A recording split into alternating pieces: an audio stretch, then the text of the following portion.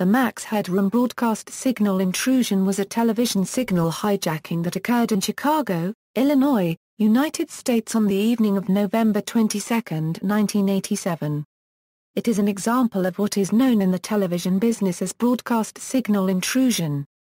The intruder was successful in interrupting two broadcast television stations within the course of 3 hours. Neither the hijacker nor any known accomplices have ever been found, caught or identified, which leaves the incident unsolved. WGN-TV, the first occurrence of the signal intrusion took place during then-independent station WGN-TV's live telecast of its primetime newscast, the 9 o'clock news. During highlights from the Chicago Bears' 30-10 home victory over the Detroit Lions that afternoon in the sports report, the screen went black for 15 seconds, then returned with a person wearing a Max Headroom mask and sunglasses, moving around and jumping. His head was in front of a sheet of moving corrugated metal, which imitated the background effect used in the Max Headroom TV and movie appearances. There was no audio other than a buzzing noise and an oscillating sound. The hijack was stopped after engineers at WGN switched the frequency of their studio link to the John Hancock Center transmitter.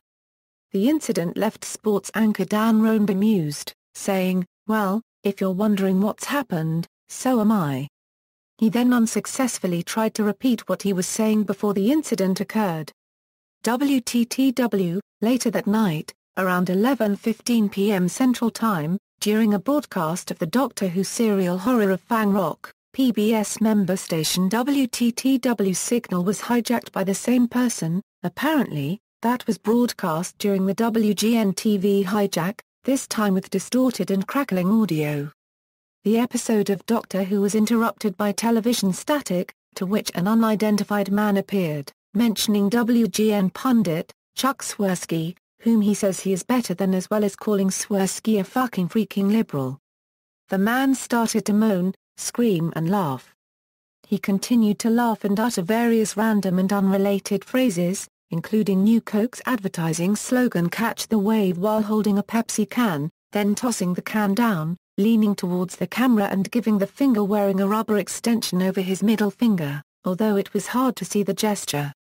He then retrieved the Pepsi can, and sang "Your Love Is Fading," before removing the rubber extension, then began humming the theme song to Clutch Cargo, pausing to say "I Still See the X," which referred to the final episode of the series, before resuming humming again.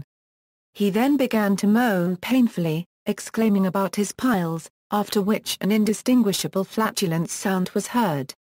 He then stated that he had made a giant masterpiece for all the greatest world newspaper nerds.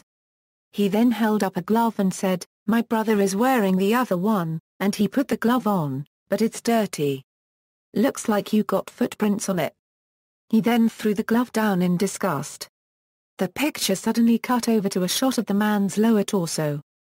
His buttocks were partly exposed, and he was holding the now removed mask up to the camera, howling, "They're coming to get me."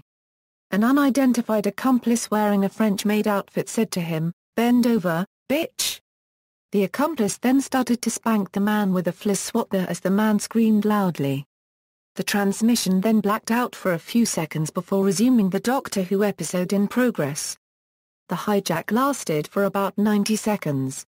WTTW, which maintained its transmitter atop the Sears Tower, found that its engineers were unable to stop the hijacker, due to the high microwave signals that the hijacker was using, as well as the fact that there were no engineers on duty at the Sears Tower at the time of the hijacking. According to station spokesman Anders Yacom, technicians monitoring the transmission attempted to take corrective measures, but couldn't. "By the time our people began looking into what was going on, it was over," he told the Chicago Tribune. WTTW was able to find copies of the hijacker's telecast with the help of Doctor Who fans who had been taping the show. Reaction: WTTW and WGN-TV joined HBO as victims of broadcast signal intrusion. The Max Headroom incident made national headlines and was reported on the CBS Evening News the next day. WTTW received numerous phone calls from viewers who wondered what was occurring for the duration of the station being targeted. Not long after the incident, WMAQ-TV humorously inserted clips of the hijacking into a newscast during Mark Giangreco's sports highlights. A lot of people thought it was real, the pirate cutting into our broadcast. We got all kinds of calls about it, said Giangreco. The most famous usage of the incident is probably when parts of the video were included in some episodes of the animated talk show, Space Ghost Coast to Coast. One can see the bobbing figure of the Max Headroom intruder going by when Malta is switching feeds to get Space Ghost his next guest. See also, Southern Television Broadcast Interruption, Captain Midnight Broadcast Signal Intrusion. References. External links. Reproduction of the WGN intrusion on YouTube, Max Headroom WTTW pirating incident, 1187 on YouTube, Max Headroom video pirate incident in Chicago on 111,987 on YouTube, Max Headroom pirate intrusion IMDb, the infamous Max Headroom incident, video signal piracy hits WGN WTTW.